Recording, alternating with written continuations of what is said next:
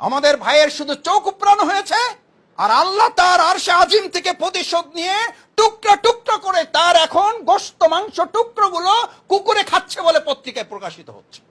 আমাদের সোহানের মা সেদিন কেঁদেছে, আজকে তাদের মেয়েরা রাস্তায় কাঁদছে আর বলছে আমাদের পুরা শরীর দরকার নাই, এক টুকরো মাংস হলেও চলবে।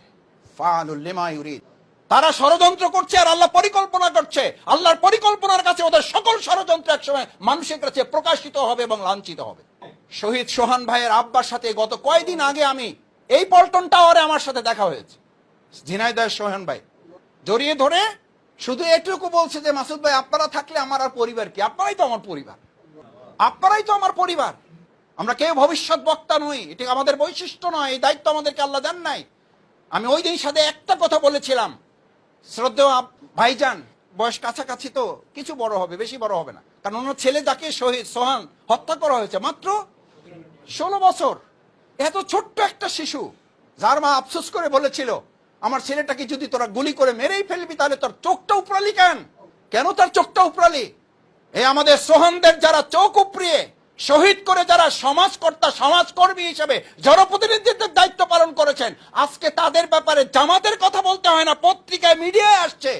সন্দেহ করা হচ্ছে হয় চোরাকারবারির সাথে লিপ্ত, না হয় হুন্ডি ব্যবসার সাথে লিপ্ত, না হয় স্বর্ণ চালানের সাথে লিপ্ত। এই সমাজকর্মী দিয়ে বাংলাদেশ পরিচালিত হচ্ছে বলেই বাংলাদেশের আজকে এই দুরবস্থা। এখান থেকে বাংলাদেশ জামাত ইসলামী জামাত কর্মী এবং সমাজকর্মীর সমন্বয় করে এই জাতিকে উদ্ধার করার দায়িত্ব আমাদেরকে গ্রহণ করতে হবে। আমি সোহান ভাইয়ের বাবাকে সেদিন শুধু এতটুকু বলেছিলাম, ভাইজান অপেক্ষা করুন, ইন্নাহু হুয়া ইউবদি ওয়া ইউঈদ ওয়া হুয়াল গফুরুল ওয়াদুদ যুল আরশিল মাজিদ ফাআলুল লিমা ইউরিদ। তার কাউকে ফোন করতে হয় না, তার কারোর কাছে দ্বারস্থ হতে হয় না।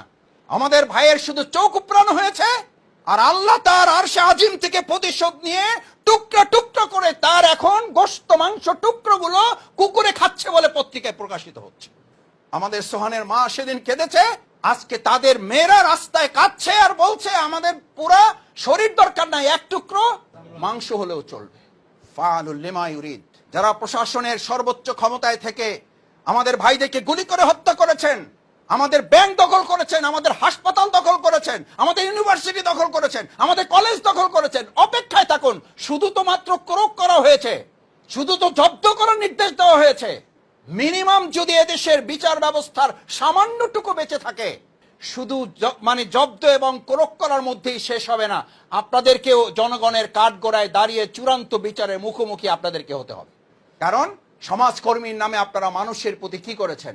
জুলুম করেছেন, শোষণ করেছেন, অন্যায় করেছেন, অত্যাচার করেছেন, অবিচার করেছেন, কত লোককে গুলি করে অন্যায়ভাবে খুন করেছেন, তার কোনো হিসাব আপনার হয়তো নিজেরও জানা নাই।